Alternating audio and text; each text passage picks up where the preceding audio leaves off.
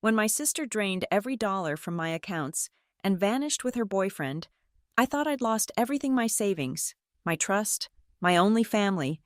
The police called it a civil matter. My therapist called it betrayal trauma, but I called it unfinished business, because 6 months later, I learned exactly what she'd done with the money, and she had no idea who was coming for her next. My name is Madison Clark, and at 38 years old, I believed my life was a fortress built on logic, careful planning, and fiscal responsibility. Every Monday morning began with the same ritual: coffee, black, brewed at precisely 700 a.m., followed by a 10-minute review of my financial accounts before I started my remote workday as a senior corporate accountant. It was a sacrament of stability, a quiet confirmation that the world I had meticulously constructed was still standing. On this particular Monday, the steam from my mug fogged the cool morning air as I logged into my banking portal. The landing page loaded, and I blinked. Then I blinked again, convinced my screen was glitching. Where 6 figures of diligently saved money should have been, there was a stark, brutal number: $7.13. My breath hitched. It had to be an error, a system update, a display bug. My fingers, suddenly clumsy, clicked on my primary savings account. The balance read £0. I navigated to my emergency fund, the one I called my apocalypse account, which held enough to keep me afloat for a year. It was also zero. A cold dread, slick and oily, began to seep into my veins. I scrolled down the transaction history, my heart hammering against my ribs like a trapped bird. Transfer, transfer, transfer. A series of large, clean withdrawals, all dated within the last 48 hours. Each transaction was marked with the chillingly mundane note, "Authorized by account holder." That was impossible. I hadn't authorized anything. My hands were shaking as I dialed the bank's customer service number.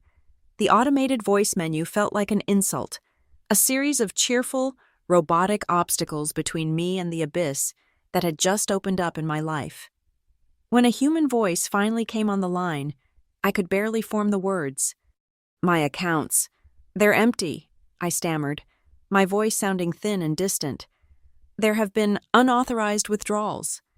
The agent, a man named Michael with a placid, unhurried tone, asked for my security information. I rattled off my mother's maiden name and my first pet's name, the answers feeling like relics from a life that no longer existed. He put me on a brief hold, the generic instrumental music a shrill soundtrack to my implosion. "Ms. Clark," he said, returning to the line. "I'm looking at the activity here.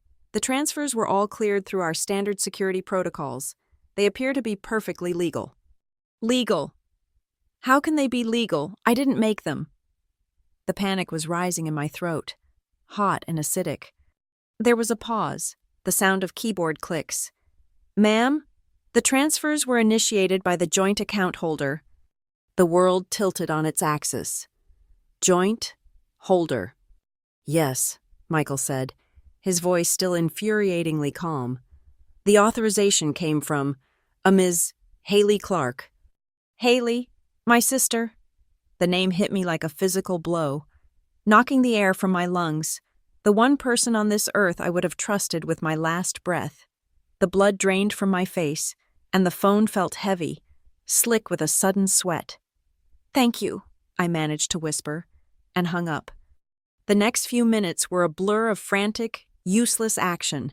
I called Haley's cell. A pre-recorded voice, devoid of any sympathy, informed me the number was no longer in service. I sent a text through iMessage. The little blue bubble turned a mocking green, and a red, "Not delivered" stamp appeared beneath it. My fingers flew across my laptop keyboard, composing a desperate, one-line email: "Haley, call me, now." A minute later, a system-generated reply landed in my inbox. "Delivery status notification failure.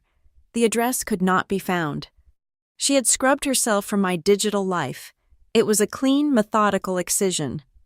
I grabbed my keys, my mind a storm of denial and terror. There had to be an explanation, a misunderstanding. Maybe she was in trouble. Maybe someone had forced her. I drove the 12 miles to her apartment in a daze, running a red light I didn't even see. I used my spare key, the one she'd given me for emergencies, and pushed the door open. The emptiness of the apartment was absolute. It wasn't just vacant. It was scoured. No furniture, no pictures on the walls, not even a stray piece of mail on the counter. The air smelled of cleaning solution and finality. The only signs she had ever lived there were the faint indentations in the carpet where her bed and couch used to be. It was a ghost ship, abandoned and stripped of all life. As I was leaving, a neighbor, Mrs. Gable from 2B, opened her door. Her eyes, magnified by thick glasses, were full of curiosity. "Looking for Haley?" she asked. I nodded, unable to speak. "Saw her leave Saturday morning," she said, leaning against her doorframe. "Packed up a U-Haul. Some fella was with her, tall guy. They drove off in his truck, an old Ford. Looked like it was barely holding itself together. I figured she was finally moving in with him. A stranger, a beat-up Ford, my sister, my money, and a man I'd never even heard of. The pieces clicked into place with sickening clarity. Back in my own apartment, I stood frozen in the middle of my living room. The neat stacks of paperwork on my desk, tax documents, investment portfolios, mortgage statements seemed to mock me. Each file was a testament to my diligence, my prudence, my utter and complete foolishness. I saw Haley's face in my mind, her wide, earnest eyes as she sat on my couch 6 months ago. "Maddie, what if something happens to you?" she'd said, her voice laced with manufactured concern. "You're all I have. If you were in the hospital, I wouldn't even be able to access funds to help pay for things.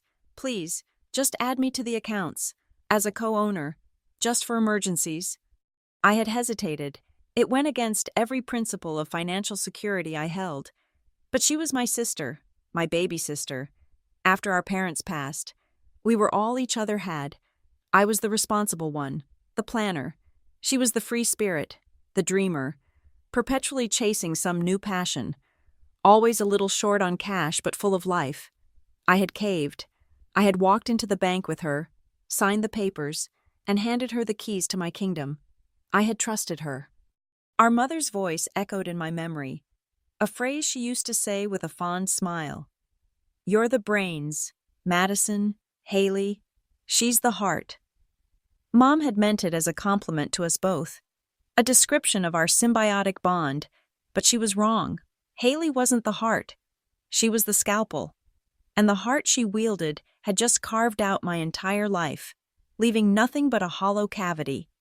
The shock finally gave way, collapsing under its own weight. My knees buckled and I sank to the floor, the rough fibers of the rug pressing into my palms.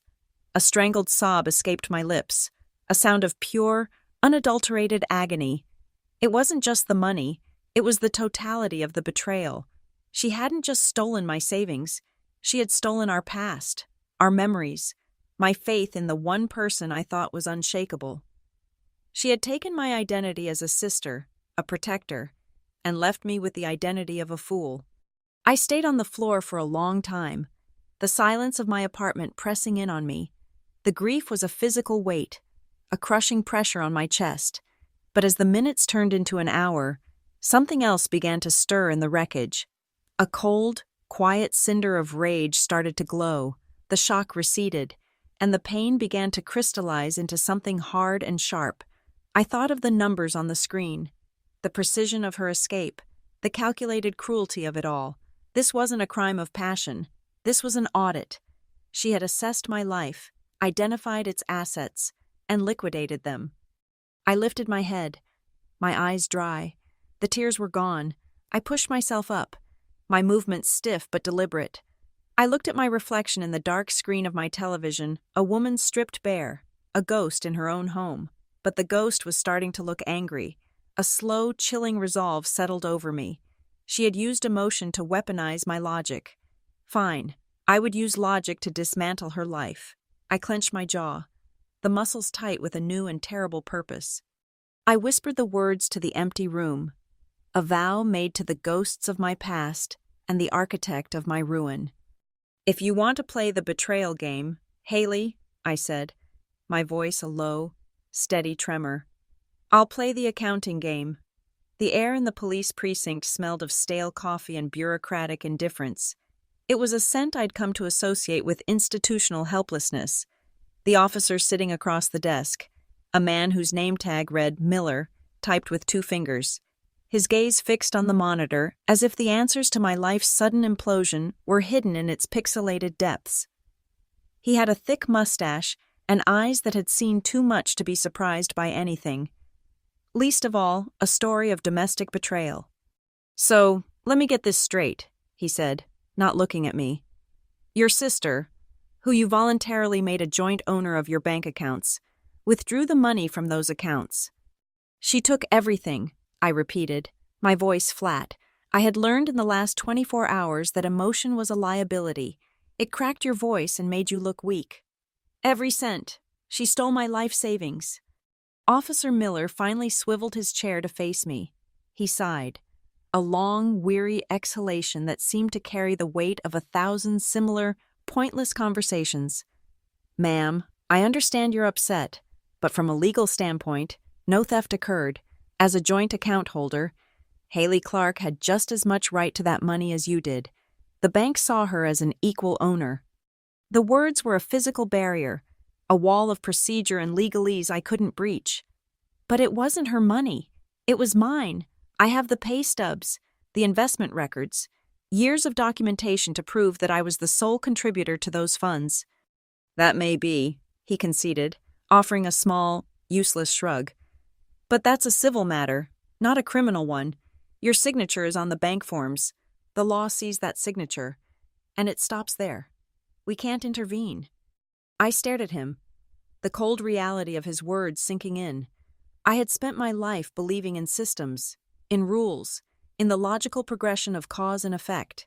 Now, the system was telling me that my devastation was perfectly acceptable within its framework. "So, you're saying a person can legally drain someone's entire life savings, disappear, and face no consequences from the police?" He leaned forward, a flicker of something that might have been sympathy in his tired eyes. "I'm saying what she did was legal," he said, his voice dropping slightly. "But that doesn't make it right. It's immoral as hell. But it's not a crime we can prosecute." He handed me a slip of paper with a case number on it, a meaningless string of digits that served only as proof that my complaint had been heard and dismissed. The walls of the precinct felt like they were closing in, squeezing the air from the room. My next stop was the office of a lawyer my former company kept on retainer. His name was Arthur Vance, and his office was a testament to his hourly rate mahogany desk, leather chairs, a view of the city skyline. He listened patiently, his hands steepled, nodding as I laid out the facts in a calm, orderly fashion. When I finished, he took a slow sip of water. "Madison," he began, his tone gentle but firm, "you could sue her. We could file a civil suit for conversion. We would argue unjust enrichment. We could spend months, maybe years, in discovery and depositions." He paused, letting the weight of the words settle. "It will be expensive, very expensive, and emotionally, it will be draining. You'll be putting your family's entire history on trial, and even if we win, collecting on that judgment from someone who has vanished with the money, it's like trying to get water from a stone. My professional advice, cut your losses. Try to move on. Mourn the loss and start over." Start over. The words were a slap in the face. Starting over at 38 with $7.13 was not a reboot. It was a demolition. I thanked Mr. Vance for his time, walked out of his air-conditioned office, and knew I would not be taking his advice. The system had failed me twice. I would not give it a third chance. That evening, I did the only thing that felt proactive. I made a call to a name I'd gotten from a former colleague, a man who specialized in asset location. His name was Frank Miller, no relation to the police officer. Though the irony was not lost on me, a private investigator who had spent 20 years as a forensic accountant for a major bank. He worked out of a small, cluttered office in a less reputable part of town. He was older, with a network of fine lines around his eyes and a cynical smile that seemed permanently etched on his face. He listened to my story without interruption, taking notes on a yellow legal pad. Unlike the cop and the lawyer, he didn't offer sympathy or pragmatic warnings. When I was done, he leaned back in his creaky chair and gave a short, dry laugh. "Amateurs," he said, more to himself than to me. "They always think that moving money is the same as making it disappear, but digital money is just ink, Ms. Clark, and ink always leaves a stain." He tapped his pen on the pad. "She had to put it somewhere, a new account, a cashier's check, an investment. She didn't just walk out of the bank with a duffel bag full of cash. Everyone leaves a trail, no matter how clever they think they are. The question is whether you're willing to pay to find it." I looked him straight in the eye. "I don't have much, but I'll give you everything I have left to find that trail." His smile widened slightly. Good, because revenge is a hell of a motivator. The following weeks were a brutal education in humility. I sold my car, broke the lease on my condo, taking a massive financial hit, and moved into a small, one-bedroom apartment on the other side of town. The walls were thin, the plumbing groaned, and the place smelled faintly of boiled cabbage and despair. My meticulously planned life was gone, replaced by a harsh, stripped-down existence. My diet consisted of instant noodles, eggs, and coffee. I sold my designer clothes on consignment, my furniture on Craigslist, my books to a second-hand shop.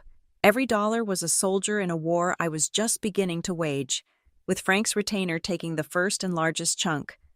In the sterile quiet of my new apartment, surrounded by cardboard boxes, I began my own investigation. I started a new ledger, not of finances, but of memories. I forced myself to comb through my entire history with Haley. But this time, I wasn't a sister reminiscing. I was an auditor searching for discrepancies. I laid out old photographs, birthday cards, and scanned copies of shared bills on the cheap linoleum floor. The patterns began to emerge, subtle at first, then glaringly obvious. The time she'd asked for a loan for a coding boot camp that I now realized she never attended, the expensive handbag she'd given me for my birthday, claiming she got it at a sample sale, which now seemed impossible on her barista's salary, the casual questions over the years about my investments, my savings goals, my passwords. Each memory was a small, red flag I had willingly ignored, blinded by the sacred, unwritten rule that you always give your family the benefit of the doubt. One memory, in particular, returned to me with chilling clarity. We were having dinner about a year ago. In the middle of a conversation about a TV show, she had turned to me, her expression suddenly serious. "Maddie," she'd asked, "if someone took everything from you, I mean, every single thing you'd ever worked for, what would you do?" I had laughed, taken aback by the morbid question. "I don't know. Haley, why would you even ask that?" I'd probably given some bland, logical answer about insurance and emergency funds.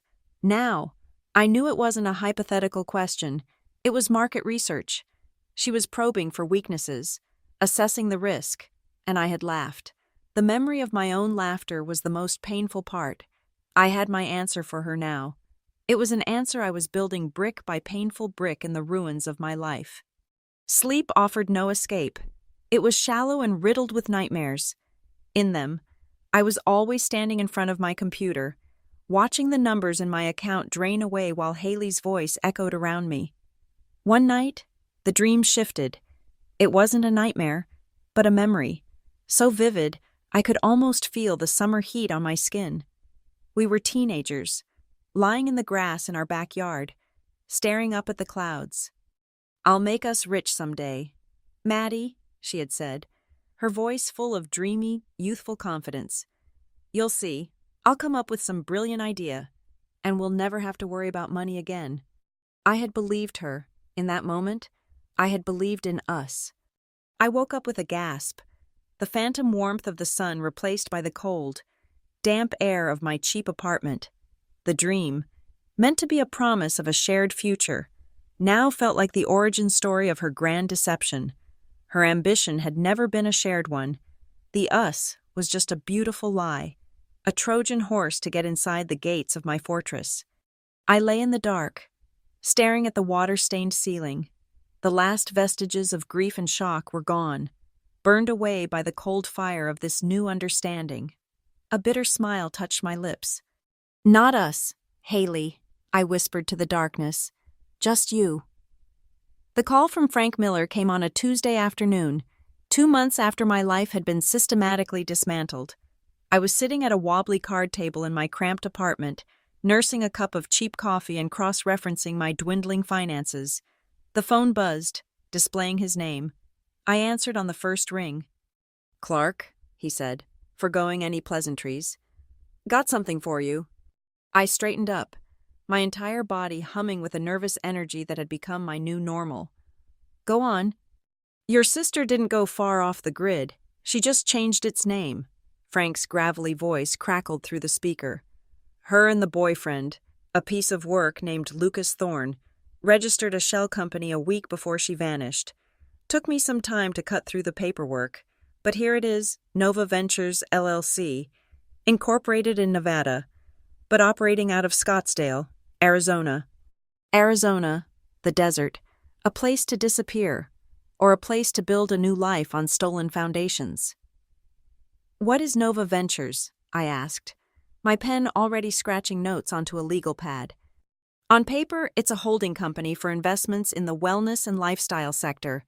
In reality, they funneled your money, all of it, into purchasing a majority stake in a small, pre-existing chain of 3 boutique day spas. They're silent partners, operating under aliases. Smart. It keeps their names off the public-facing business, but gives them control of the cash flow. Lucas Thorne. The name sounded slick and generic, like the antagonist in a bad movie. "And what about him?" "Working on it," Frank said. "But for now, you have a name and a location. Nova Ventures has a website. It's amateur hour, but it's a start. I'm sending you the link. My invoice will follow." He hung up. A moment later, a link appeared in my text messages. I clicked it, and a web page loaded, adorned with a logo that looked like a cheap comet swooshing over the words Nova Ventures. It was the kind of logo a high schooler would design in a graphic arts class. The site was a wasteland of corporate buzzword synergy, innovation, holistic growth, paradigm shift. It meant nothing, and that was the point. It was a digital curtain designed to hide the hollow structure behind it. I spent the next 3 days in a state of obsessive focus, my world shrinking to the glow of my laptop screen. I became a digital archaeologist, digging through the layers of their fabricated reality. The website for the spa chain, Serenity Sands, was more polished, but the lie was still there if you knew where to look. The photos of sun-drenched treatment rooms and smiling, relaxed clients felt too perfect. A reverse image search confirmed my suspicions. The serene blonde receiving a hot stone massage was from a stock photo catalog based in Estonia. The beautiful minimalist spa lobby was a picture from a design blog in Scandinavia. It was a complete fiction, a business propped up by stolen images and my stolen money. My nights were spent mapping out their corporate structure, tracing the digital breadcrumbs from the LLC registration in Nevada to a PO box in Scottsdale. I analyzed the source code of their website, looking for metadata, for any clue, any mistake. I was no longer Madison Clark, grieving sister. I was a forensic auditor, and my sister's life was the account I was determined to reconcile. A week later, a thick manila envelope arrived from Frank. Inside was his full report on Lucas Thorne. I read it under the single, bare bulb of my kitchen light, and any lingering trace of the idea that my sister was a mere victim in this scheme evaporated. Lucas had a history. He was a parasite who moved from state to state, leaving a trail of debt and broken trust. There was a civil suit in Oregon for credit card fraud, and an out-of-court settlement in Texas with a former business partner who accused him of running an investment scam. He targeted women with access to money and a desire for a more exciting life. Haley hadn't just been convinced to go along with him. She had been his key, and she had willingly turned it in the lock. With the picture of their enterprise now horrifyingly clear, I moved from analysis to action. My first move was silent, bureaucratic, and aimed at the heart of any business, their relationship with the government. I had years of our old joint tax filings saved on a hard drive. I spent an entire weekend drafting a detailed, anonymous tip to the IRS Criminal Investigation Division. I laid out Haley's almost non-existent income for the past decade and contrasted it with the sudden, massive influx of capital used to form Nova Ventures. I suggested they look into potential money laundering and tax evasion. I referenced the LLC, the spa chain, and Lucas Thorne's history. I used their own language, citing tax codes and financial statutes. It was a carefully planted seed of bureaucratic destruction. I didn't know if it would sprout, but it was in the ground. I felt a sliver of control, a sense that the scales were beginning to shift. That feeling lasted until the following Wednesday. Tucked into my mailbox, between a gas bill and a grocery store flyer, was a letter from a major credit card company. It was addressed to me, but the statement inside was for an account I had never opened. My blood ran cold. I scanned the list of charges: 5-star hotels in Scottsdale, lavish dinners, designer clothes. The balance was already nearing its $30,000 limit. At the bottom of the statement, I saw it: additional cardholder Haley Clark. I sank onto my apartment steps, the flimsy paper trembling in my hand. This was a violation beyond the money. It was a deeper theft. She had used my name, my credit history, my social security number, the 9 digits that constituted my financial identity. She hadn't just taken my past. She was actively mortgaging my future, wrapping her new life in the security and good standing I had spent 2 decades painstakingly building. That was the final straw. The part of me that was still a sister died on that concrete step. The auditor, the accountant, the architect of a coming reckoning was all that remained. I met Frank at a diner the next day. I slid the credit card statement across the table. He glanced at it, then looked at me, his expression unreadable. "Identity theft," he said. "This is a felony. This is the nail in the coffin. With this, the report I've built, and your testimony, the police will have a criminal case. We can get them arrested." I shook my head slowly, a strange calm settling over me. The rage had cooled and hardened into something more durable, more patient. "I don't want her arrested. Frank, not yet." He raised a skeptical eyebrow. "What do you want, then?" "I want it all back," I said, my voice low and even. "Every dollar she took, every cent she charged to my name. I want the interest it would have accrued. I want the money I lost breaking my lease and selling my car. I want compensation for the damage to my credit score." I leaned forward. "I don't just want justice. I want restitution, with penalties and interest." Frank stared at me for a long moment, then a slow smile spread across his face. It wasn't a kind smile. It was a smile of professional appreciation. "That's a hell of an audit. You got a plan, Clark." A genuine, cold smile touched my own lips for the first time in months. "Frank, I spent 15 years as a senior accountant for a multi-billion-dollar corporation. My job was to analyze complex financial systems, identify vulnerabilities, and mitigate risk." Haley and her boyfriend. "They've built a house of cards on a foundation of my money. It's an unstable system, and I know how to make unstable systems collapse." I paused, letting the weight of my confidence fill the space between us. I know how to make money talk, and if I have to, I know how to make it scream. That night, I returned to the Serenity Sands Spa website. I wasn't looking at the stock photos or the fake testimonials anymore. My eyes were fixed on a small, unobtrusive link at the bottom of the page. Careers. I clicked it. There was an opening for a remote working marketing and client relations coordinator. The job description was a masterpiece of vapid corporate speak, asking for a proactive, detail-oriented professional to help streamline client outreach and expand brand synergy. It was perfect. I spent the next 3 hours crafting a new identity. Madison Clark, the meticulous accountant, was erased. In her place emerged Maddie Rivers, a cheerful, experienced marketing professional with a glowing, entirely fictional resume. I created new social media profiles, a new email address, and a new phone number through a VoIP service. I was building a ghost, a Trojan horse. With my new resume attached and a cover letter full of the exact kind of empty enthusiasm they would be looking for, I filled out the online application. My finger hovered over the submit button. This was the point of no return. I was no longer just tracking them. I was about to step inside their world.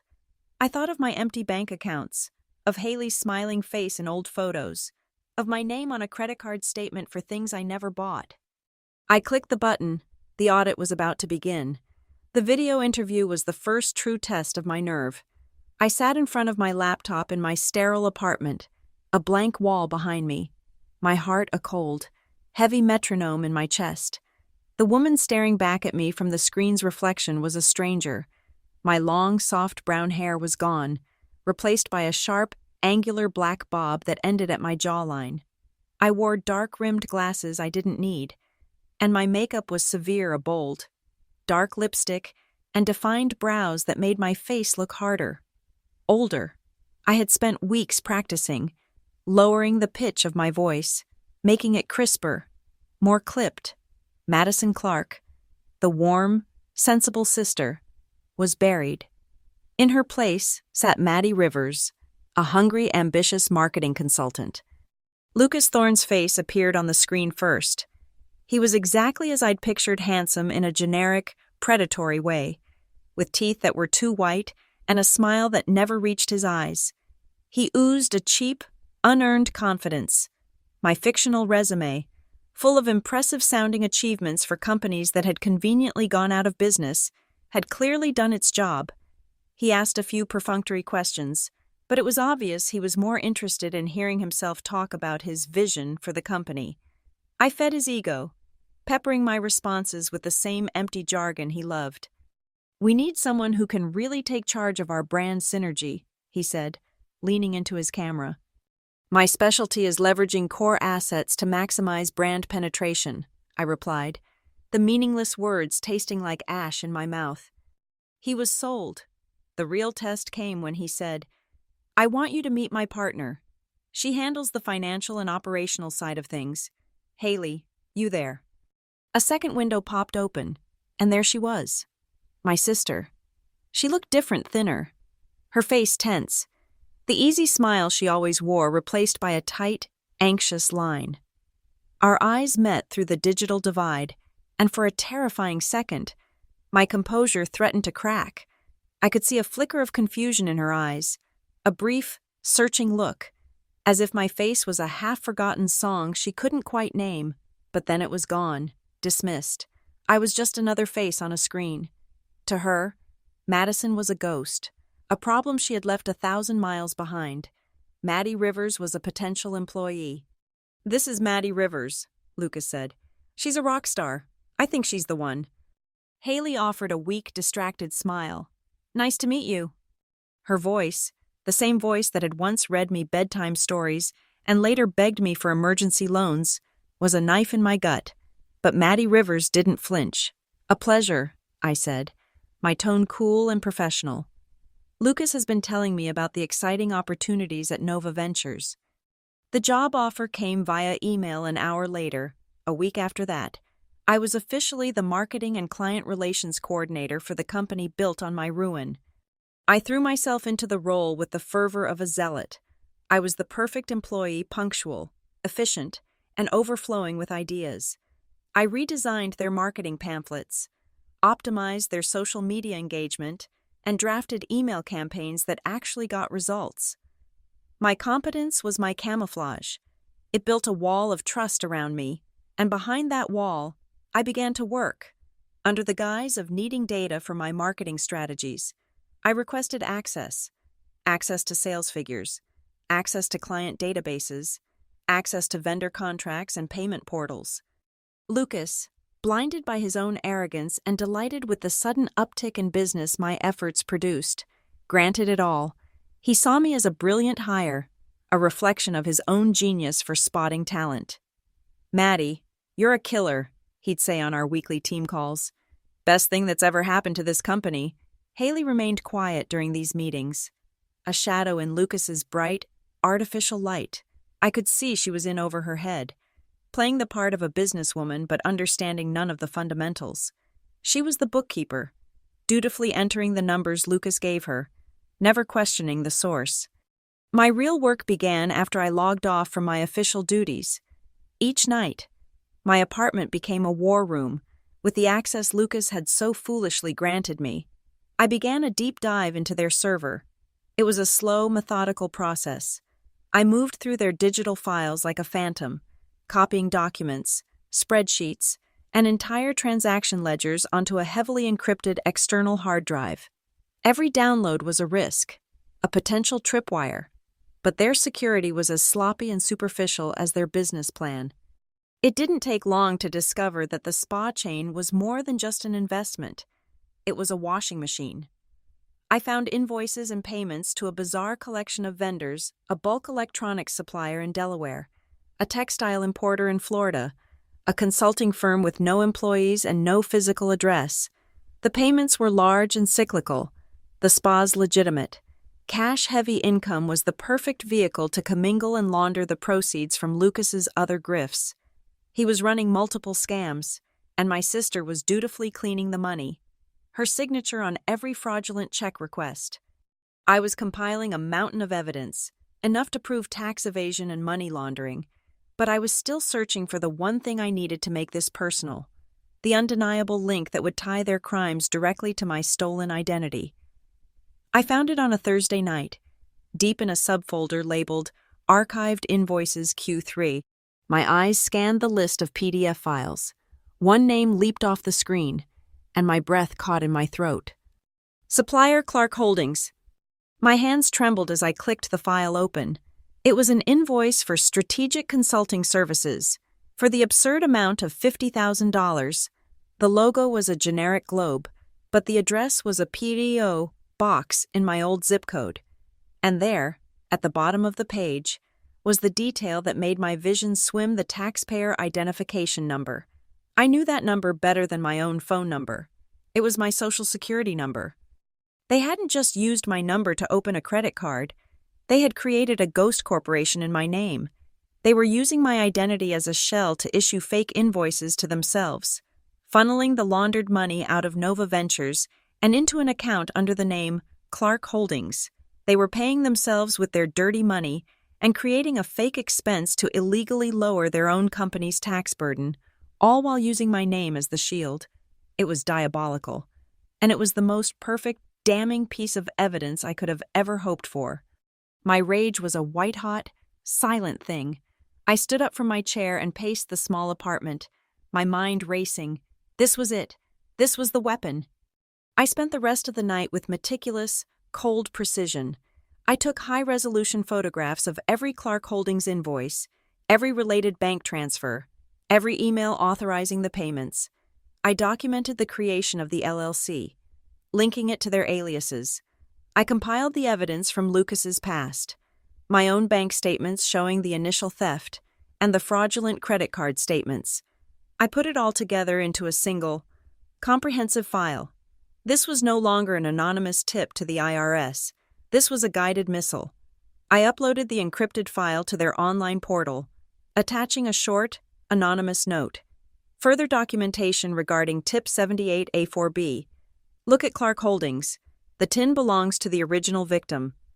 The next morning, we had our weekly video conference. Lucas was beaming. Maddie, the numbers you pulled for the new email campaign are fantastic, he gushed. I'm telling you, Haley, she's our right-hand woman. We need to be thinking about making her a partner. Haley just nodded, a flicker of something unreadable in her eyes. I smiled back at them, my Maddie Rivers smile, bright and professional. I'm just happy to be part of the team and contribute to our growth, I said. They looked at me and saw an asset, a key employee, the engine of their future success. They had no idea they were speaking to the architect of their downfall. They thought I was a building block in their fraudulent empire.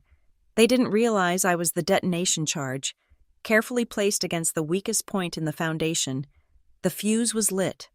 All I had to do now was wait for the explosion. The email arrived on a Monday, a week after I had submitted the final piece of evidence to the IRS. It wasn't from Lucas. It was directly from Haley.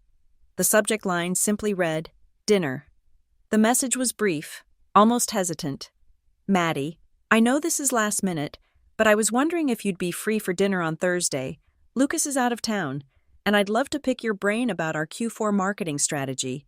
You've been such an asset. I'd really like to get to know you better. My treat.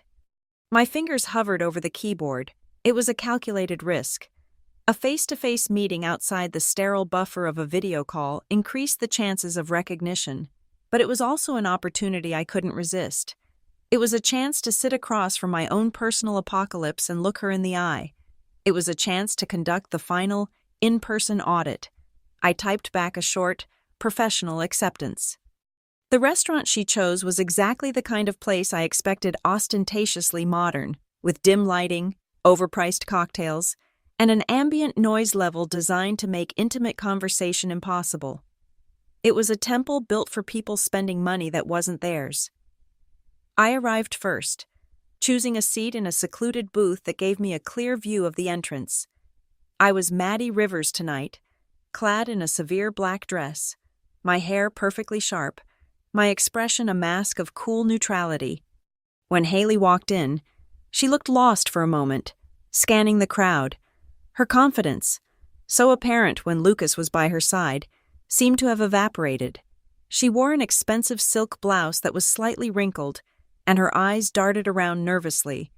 When she finally spotted me and made her way over, I saw the strain etched around her mouth. The life she had stolen wasn't giving her the peace she'd expected. "Maddie, thanks so much for coming," she said, sliding into the booth. Her smile was brittle.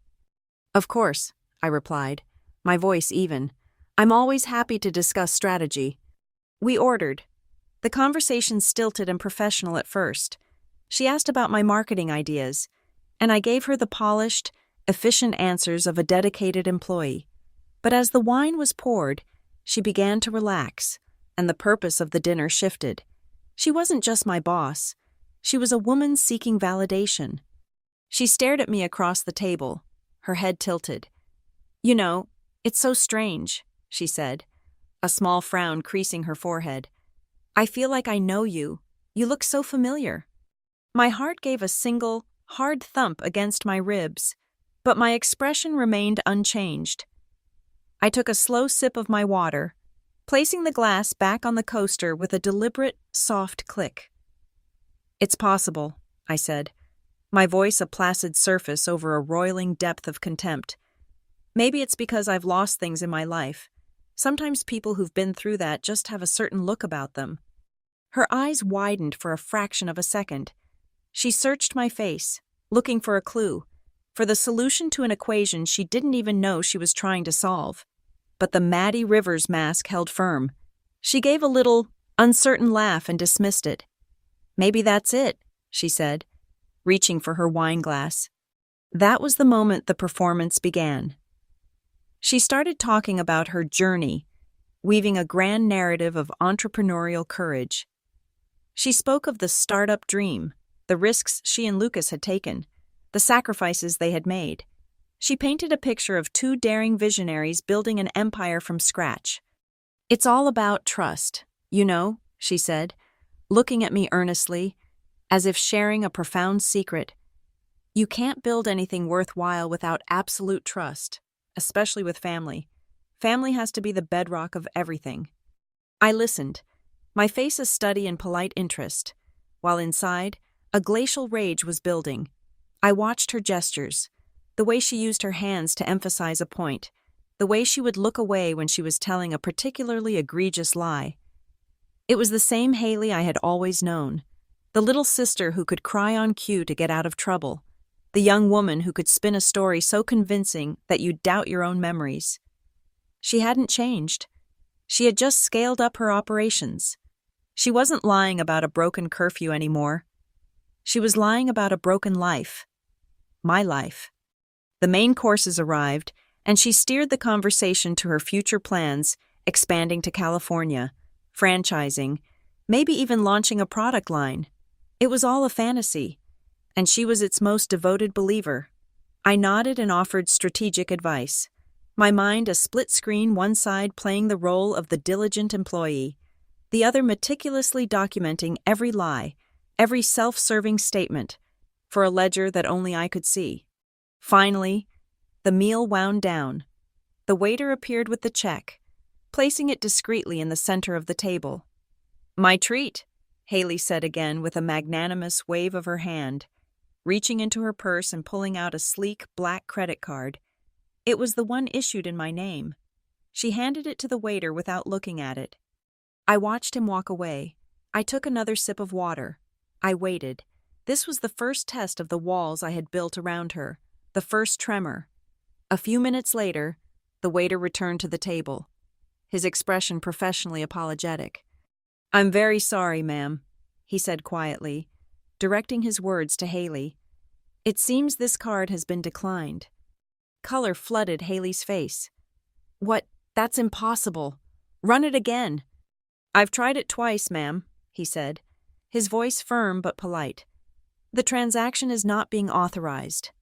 She fumbled in her purse for another card, her movements suddenly jerky and panicked. She handed him a different one. The waiter left again. I said nothing.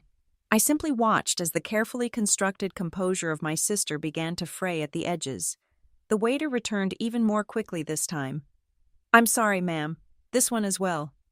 The silence that followed was heavy and suffocating. Haley stared at the useless pieces of plastic on the table, as if they had personally betrayed her.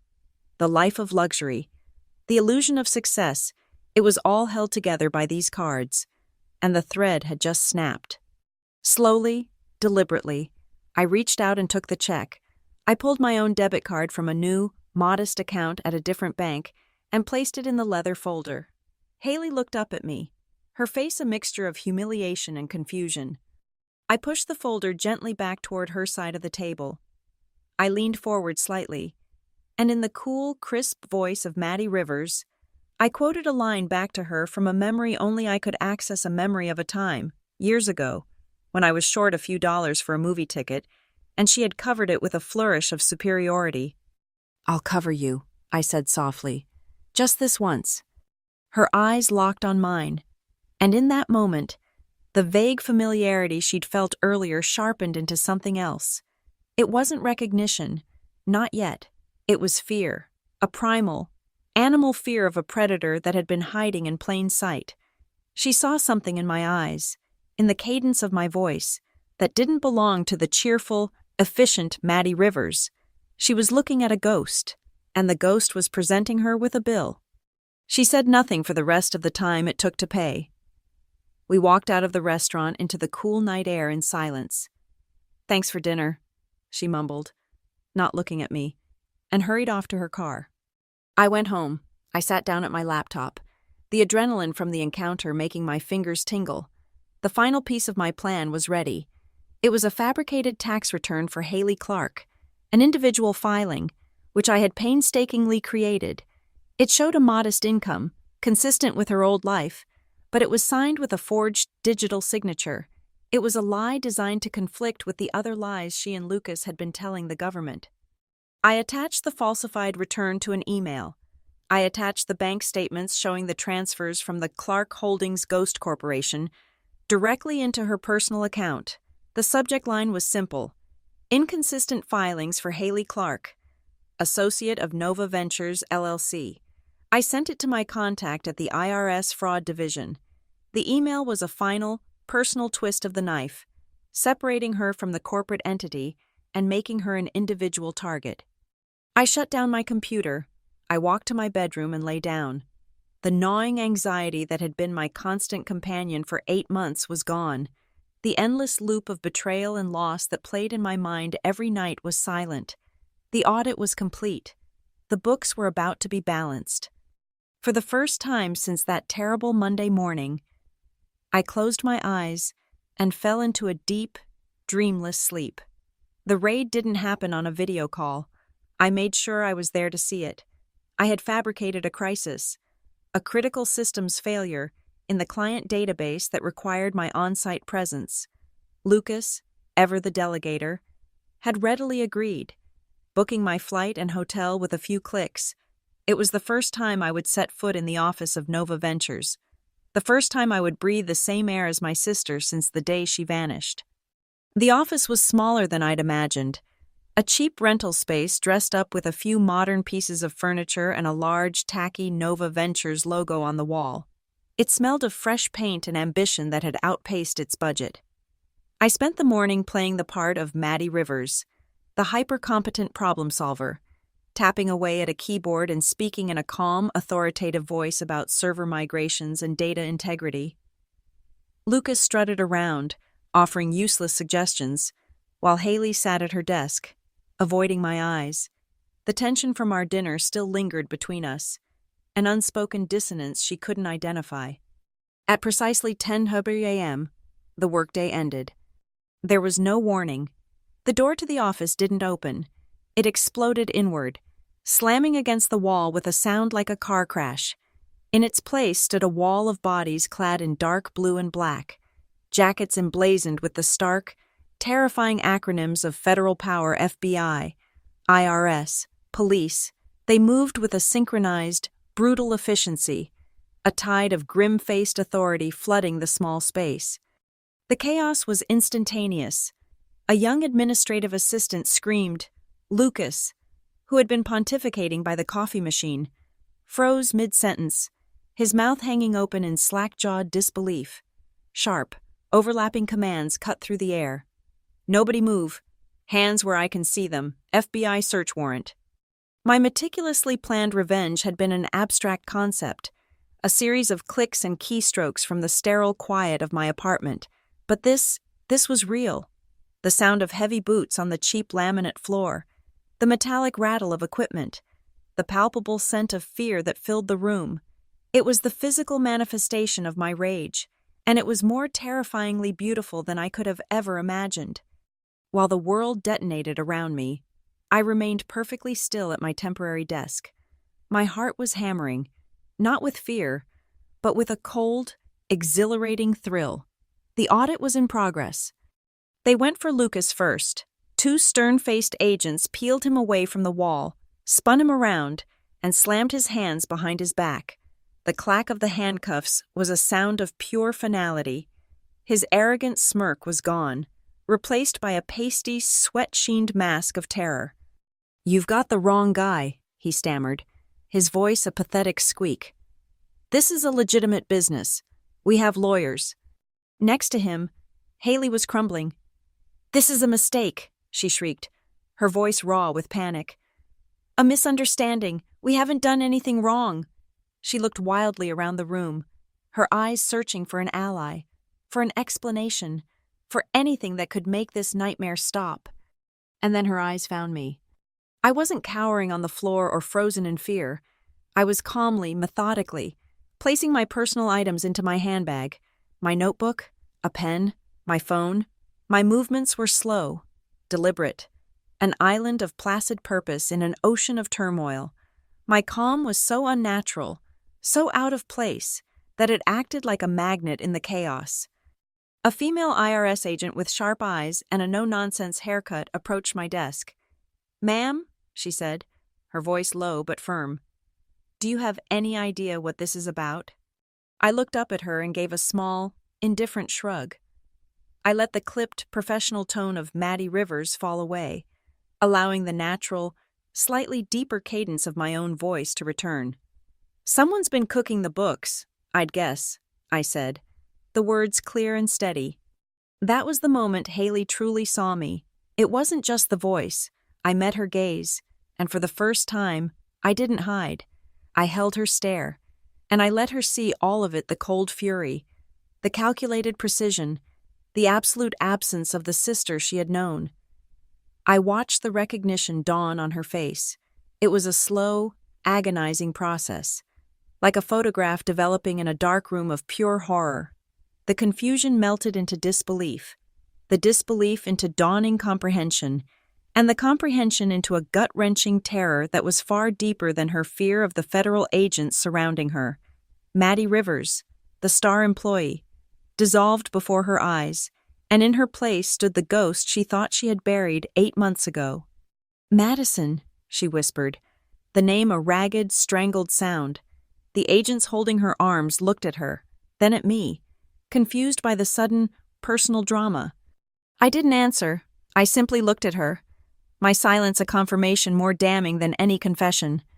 The lead FBI agent, a tall man with a commanding presence, stood in the center of the room and read from a document in his hand, his voice booming over the quiet sobs of the administrative assistant. "Lucas Thorne and Haley Clark," he announced. "You are under arrest for conspiracy to commit tax fraud, identity theft, and financial embezzlement." Each charge was a victory. Each word was a nail I had hammered into the coffin of their stolen life. Tax fraud. That was for the lies and the laundering. Financial embezzlement. That was for the business they built on my foundations. Identity theft. That was for Clark Holdings, for the credit card, for the ultimate, unforgivable violation of stealing my name. The agents began to lead them out. Lucas was blubbering about his rights, a pathetic, broken man. Haley was being half-dragged, her body limp, her eyes still locked on my face, full of a desperate, pleading question. As she passed my desk, I took one step forward. I leaned in, my voice a venomous whisper meant only for her. "Remember the savings account." It was just 4 words. 4 simple words that no one else in that room could possibly understand. But to Haley, they were the key that unlocked the entire conspiracy. They were the answer to the question of how. They were the confirmation of who. They connected the raid, the agents, the handcuffs, all of it, back to a single, quiet act of betrayal on a Saturday morning 8 months ago. The reaction was instantaneous and absolute. The last bit of strength went out of her legs. A sound escaped her lips that was not a cry of fear, but a deep, guttural sob of pure, soul-crushing despair. It was the sound of a person realizing they hadn't just been caught. They had been hunted. The tears that streamed down her face weren't for the life she was losing, but for the sister she had destroyed, who had then patiently, methodically, returned the favor. They dragged her out of the office and into the harsh light of the Arizona sun. I stood for a moment longer in the wreckage of the company they had built, and I had destroyed. The agents were tagging evidence. The air was thick with the quiet, efficient hum of the system finally working, my system. I slung my handbag over my shoulder, walked out of the office, and didn't look back. The balance was mine again. I didn't fly home immediately. I went back to the sterile anonymity of my hotel room. A quiet, air-conditioned box high above the sprawling lights of Scottsdale. From my window, the city was a glittering, indifferent organism, cars flowing like blood cells through concrete arteries, unaware and uncaring of the localized demolition I had just orchestrated. The adrenaline from the raid had faded, leaving behind a strange, hollow quiet. I had expected to feel a surge of triumph, a cathartic release. Instead, I just felt empty. The final column in my ledger had been filled. The calculation was complete. I ordered room service, a club sandwich and a glass of brutally expensive whiskey, and sat in the dark, watching the city breathe. I was halfway through the drink when my phone buzzed on the nightstand. The screen lit up with a blocked number. I knew who it was. The system allows one call, a call to a lawyer, a bail bondsman, or a family member. Haley had no one else. For a moment, I considered letting it go to voicemail, letting my final statement be the silent click of a hang-up. But that would be an incomplete audit. I needed to hear her sign the confession. I took a slow sip of whiskey and answered. A mechanical, pre-recorded voice spoke first, a voice of institutional procedure that was somehow more chilling than any human anger. "You have a collect call from an inmate at the Maricopa County Jail.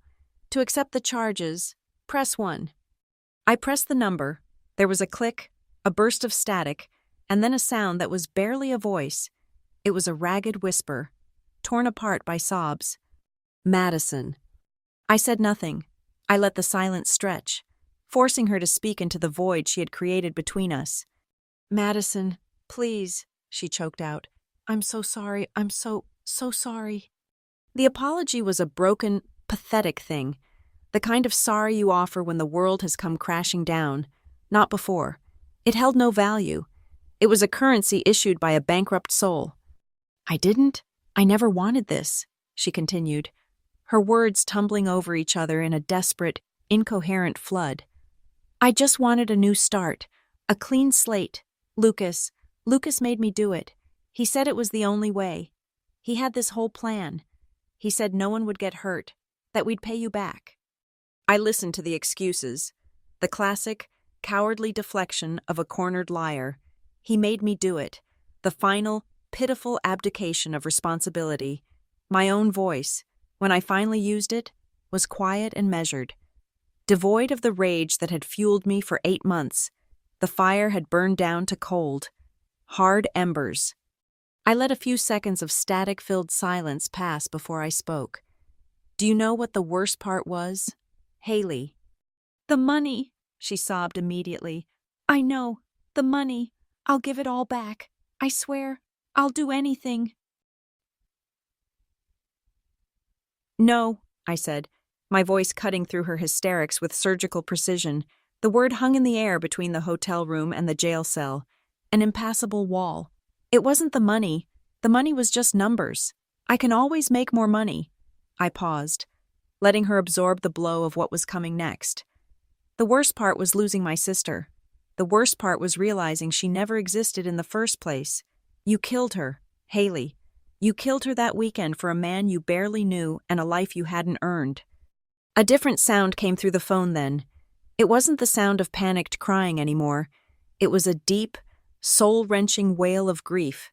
It was the sound of a truth she could no longer outrun finally catching her.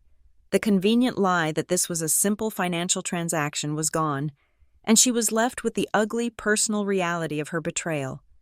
I'll tell them everything, she promised, her voice thick and broken. I'll cooperate. I'll tell them it was all me, that Lucas didn't do anything. If it will help, no. I'll tell them it was all him. I'll tell them the whole truth. The truth? I asked, my voice laced with a cold, clinical curiosity. Here's a piece of the truth. Haley, for the last 6 months, I've been living in a tiny apartment, eating instant noodles, while you were drinking champagne and using a credit card with my name on it. While you were building a new start, you were dismantling my entire life, piece by piece, right down to the 9 digits the government gave me. I leaned closer to the phone. Tell me, Haley, do you finally understand what it feels like to have your identity stolen? To have everything you are reduced to a series of fraudulent transactions? Her answer was a choked, stuttering sob. I could barely make out the words through the shuddering breaths. I deserve this, she cried. I know I do. I deserve all of it. She was begging for condemnation, for the righteous fury of a wronged sister. She wanted me to scream, to rage, to confirm that she was a monster. It would have been a comfort, in a way, a dramatic, emotional absolution. I refused to give it to her. My revenge was never about passion. It was about accounting. No, I said, my voice dropping to a near whisper. It was the last thing I would ever say to her. You don't deserve it. This isn't about what you deserve. You're just paying the price. The bill came due. I didn't wait for a response. I pressed the end call button, cutting off the sound of her crying. I placed the phone back on the nightstand. The silence that rushed back into the room was absolute. It was over. The confrontation I had both craved and dreaded was finished. The final entry was made. I walked to the floor-to-ceiling window and looked out at the vast, glittering expanse of the city. Down below, thousands of lives were unfolding, thousands of stories playing out under the glow of the streetlights. People were falling in love, having arguments, closing business deals, worrying about their children. The world was exactly as it had been an hour ago, and yet, for me, everything had changed. A private, seismic storm that had been raging inside me for the better part of a year had finally blown itself out. I had thought this moment would feel like a victory. I had fantasized about her tears, her pleas, her ultimate destruction. But standing there, bathed in the cool, impersonal light of the city, I didn't feel happy. Happiness was a distant, foreign country I hadn't visited in a long time. I just felt balanced. The universe, which had been tilted so violently off its axis, had finally been righted. The scales were level. Revenge didn't fill the hole she had left in my life. It didn't bring my sister back, and it didn't restore my stolen trust, but it enforced a brutal, necessary kind of order. It wasn't happiness, it was justice. And for the first time in a very long time, that felt like enough. I flew back to a life that was mine again, yet irrevocably altered. The small, cheap apartment felt like a temporary shelter I could now abandon. The first few weeks were a blur of bureaucratic untangling. I was a person of interest, a key witness, and a victim, all rolled into one. I gave my statement to a pair of federal agents in a sterile government office, walking them through the digital paper trail I had meticulously assembled. I didn't present it with emotion. I presented it like a corporate quarterly report, pointing out discrepancies and fraudulent entries with the detached precision of an auditor. The story broke online about a week after the arrests. I saw it first on a local Arizona news affiliate's website. The headline was stark: Scottsdale couple arrested in sophisticated spa money laundering scheme. The article was a sanitized version of the truth, speaking of shell corporations and tax fraud, and below the headline was Haley's mugshot. The sight of it knocked the air from my lungs. It was a photograph of a stranger. The woman in the picture had my sister's features, but her face was puffy from crying. Her eyes were hollowed out with terror, and her hair was a mess. The vibrant, charming girl who could light up a room was gone, replaced by a common criminal staring into the harsh, unforgiving lens of the justice system. The image went viral, picked up by sleazy gossip sites and true crime blogs. My sister, my only family, was reduced to a piece of sordid internet clickbait. Strangers left cruel comments, dissecting her appearance, judging her choices, turning our personal tragedy into a form of public entertainment. For the first time since the raid, a sliver of something akin to pity pierced through my cold resolve. It wasn't forgiveness. It was the sad, quiet acknowledgement of a wasted life. Then came the calls that began to rebuild my own. The first was from the fraud division of my old bank. The representative's voice was a world away from the indifferent agent who had first dismissed my case. He was deferential, apologetic, and efficient. He confirmed that the Clark Holdings entity had been flagged as fraudulent and that the credit card opened in my name was being expunged from my record. Given the irrefutable evidence of criminal activity and identity theft you provided to federal authorities, he explained, we've been authorized to begin the process of asset recovery. It will take time, but we've already frozen several accounts tied to the defendants. A significant portion of your initial funds will be returned. It wasn't everything. Some of it had been spent, moved, or lost, but it was enough to start again, on my own terms. The second call was from Arthur Vance, the lawyer who had advised me to cut my losses. His tone had shifted from gentle condescension to undisguised admiration. Madison, I've been following the case. It's astonishing. The U.S. Attorney's Office has an airtight case, largely thanks to you. He paused. They're throwing the book at them, but there's always room for more. We could file a separate civil suit for damages, emotional distress. We could make their lives even more difficult. I thought about it for a moment, picturing more courtrooms, more legal filings, more time spent tethered to the memory of their betrayal. No, Arthur, I said, my voice clear and final. Thank you. But no, I built the machine and I pushed the button. The system can do the rest of the work. The legal process ground on for months. As the primary victim and the star witness, I was insulated from the worst of it, but I was kept informed. Haley, faced with the mountain of evidence and the memory of our final phone call, had cooperated fully. She turned on Lucas completely, providing prosecutors with every sordid detail of his other scams, his methods, his lies. She laid the architecture of their entire criminal enterprise bare in a desperate, and ultimately successful, bid for leniency. Lucas, in contrast, remained defiant, arrogant, and foolishly convinced he could outsmart the federal government. He couldn't. Sentencing day arrived on a cold, gray morning nearly a year after the raid. I sat in the back of the courtroom, a spectator at the final act of a play I had written. I saw Haley across the room, dressed in an ill-fitting prison jumpsuit, her hair cut short. She looked small, gaunt, and broken. She didn't look at me. Lucas sat beside his court-appointed lawyer, still trying to project an aura of indignant innocence that fooled no one, least of all the judge. The judge read Lucas's sentence first, his voice a dispassionate monotone that listed the litany of his crimes. The verdict was swift. For conspiracy, fraud, and embezzlement. He was sentenced to 12 years in federal prison, a dozen years.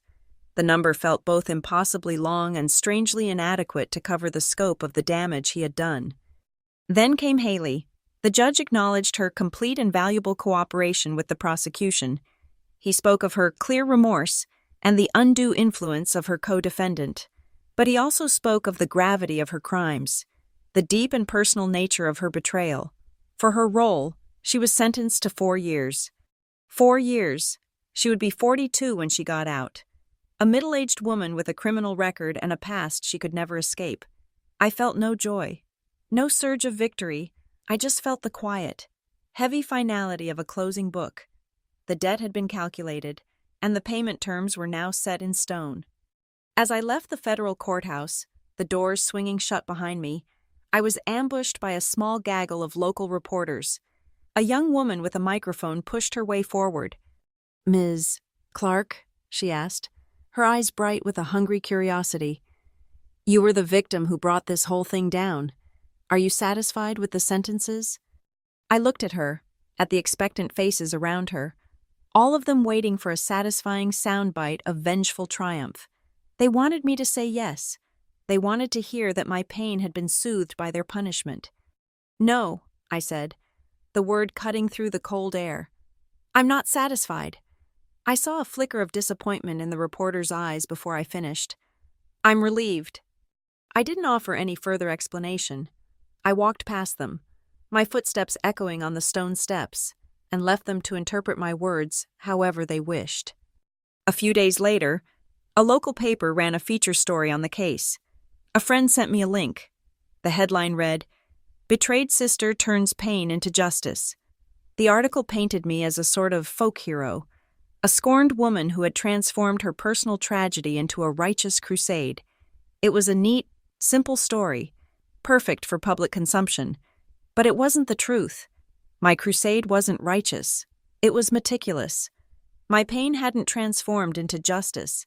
It had been leveraged as capital to finance a calculated, hostile takeover of their lives. I moved into a new apartment, a clean, bright space with large windows and a view of something other than a brick wall.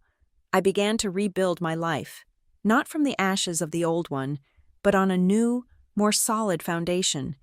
And of all the things I had lost and recovered, I kept only one memento from that entire ordeal. It wasn't a photograph of a happier time. It was a high-quality, color copy of the very first withdrawal slip Haley had signed, the one that had started it all. Her looping, familiar signature was clear at the bottom. I had it professionally framed. It now sits on the bookshelf in my home office. It's not a trophy, it's a financial statement. It's a cold, hard reminder that trust is a liability, that every signature has a consequence, and that the first rule of accounting is to always verify the transaction. A year after the sentencing, I found myself driving toward the low, sprawling complex of the Perryville Women's Correctional Facility. I wasn't sure what prompted the visit. It wasn't a feeling of forgiveness, and it wasn't a desire to gloat. It was something quieter, a final piece of administrative work I needed to complete for myself. I was there to close out the last account. The visiting room was a place stripped of all humanity. The air hummed with the flat, emotionless drone of fluorescent lights. The walls were a pale, institutional green, the color of resignation. Everything was hard surfaces and right angles. We sat on opposite sides of a thick pane of reinforced glass, the partitions scratched and scuffed from countless other broken conversations. We spoke through black, heavy plastic phone receivers that smelled faintly of disinfectant and stale breath. The woman on the other side of the glass was a ghost of my sister. She was 39 now, but looked older. Her hair, once a cascade of carefully highlighted waves, was cut short, its natural, mousy brown color showing through.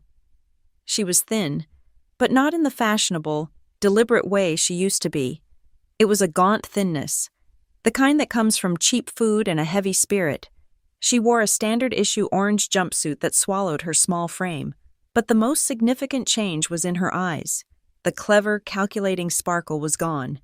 They were still, quiet, and profoundly tired. For the first time, Haley looked like she had finally stopped running. She picked up her receiver, her movements slow, as if the air were thick. I picked up mine. For a long moment, we just looked at each other through the glass, the silence humming between us. She spoke first, her voice a low, scratchy thing, devoid of its old musical lilt. "I got the book you sent," she said, her eyes dropping to the small formica shelf in front of her. I had sent it 3 months ago, without a note. It was a dense, academic textbook titled Foundations of Financial Ethics. It was a cold, precise gesture. The final lesson from the older sister she had once relied on for everything. "Did you read it?" I asked. My voice sounded flat and tinny through the receiver. She nodded, a small, almost imperceptible movement. "Every chapter." She finally looked up, meeting my gaze. "Especially the part about fiduciary responsibility." A faint, humorless smile touched my lips. "And what did you learn?" "That I was a bad investment," she said, with no trace of self-pity. It was a simple statement of fact, an entry in a ledger. We fell silent again. The guard in the corner of the room watched us with bored, indifferent eyes. This was just another hour in his shift, another fractured family playing out their final scenes. "I understand now," Haley said, her voice barely a whisper. "Why you did it, how you did it." "It was just accounting, Haley," I replied. "You created a deficit.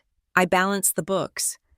"It was more than that," she insisted, shaking her head slowly. "You were always the one with the numbers, the one who made sense of things. I never got it. I always thought it was just about the money." "And now?" I prompted, keeping my voice even. She took a deep breath, the sound rasping through the phone. "Now I know why the numbers mattered so much to you, why they're more important than the money itself."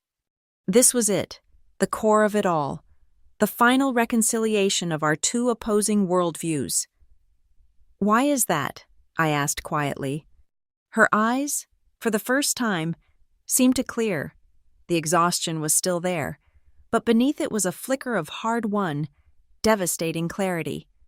"Because the numbers don't lie," she said. "They don't have feelings. They don't make excuses. They just tell the truth. And the truth is, I had everything, and I threw it away for nothing." I held her gaze.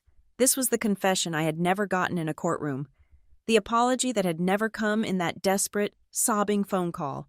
It was a simple acknowledgement of the facts. The audit was finally, truly complete. I leaned slightly closer to the glass, my reflection a faint, ghostly overlay on her face. "You almost broke me, you know," I said. "It wasn't an accusation. It was a final damage report. You made me believe that trust was a liability, that kindness was a vulnerability. You almost made me lose my faith in the idea that people could be anything other than a risk to be managed." Tears welled in her eyes, but she didn't let them fall. She just nodded, accepting the statement. "But I know now that wasn't true," I continued. "You weren't everyone. You were just you. You're not a monster, Haley. You're just a part of my past, a closed account." She absorbed the words, her expression unchanging. She had nothing left to argue with. The numbers were on the page, and they were irrefutable. After a long moment, she asked the one question she had left. It was small and fragile, the last remnant of the little sister I once knew. "Do you hate me, Maddie?" I thought about it. I searched myself for the white-hot rage that had fueled me, for the cold, satisfying thrill of the raid, for the bitter contempt I had felt for so long. But it was gone, all of it. All that was left was a vast, quiet stillness. The ledger was balanced.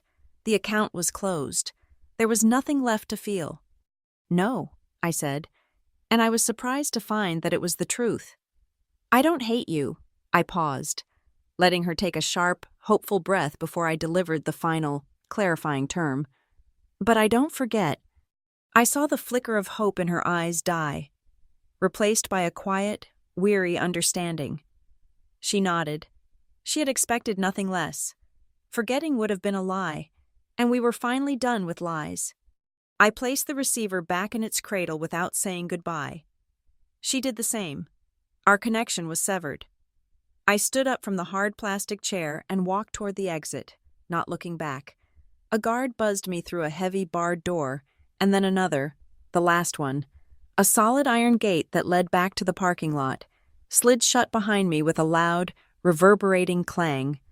The sound echoed in the stillness of the afternoon. It was the sound of a vault being sealed, the sound of a final chapter ending. I stood for a moment in the bright, indifferent sunlight, feeling the warmth on my face. I whispered the words to myself, a final entry in my own mental ledger. This chapter is over. I didn't return to the company I had worked for before my life was unwritten. That place, with its familiar carpets and ghosts of casual conversations, was part of a past I had no interest in reclaiming.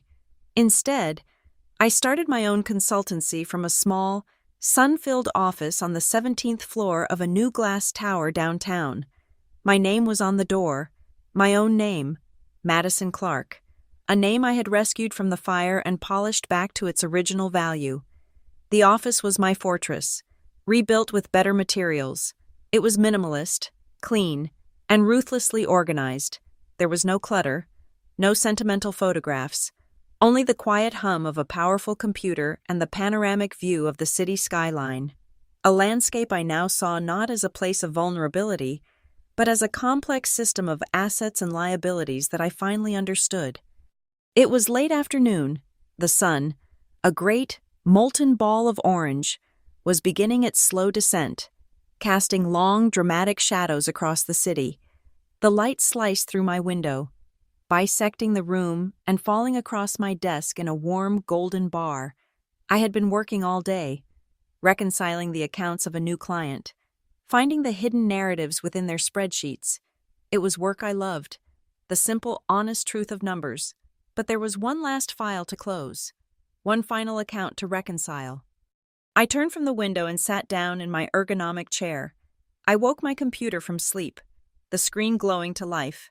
My fingers, steady and sure, moved across the keyboard, navigating through encrypted folders to a single, password-protected file.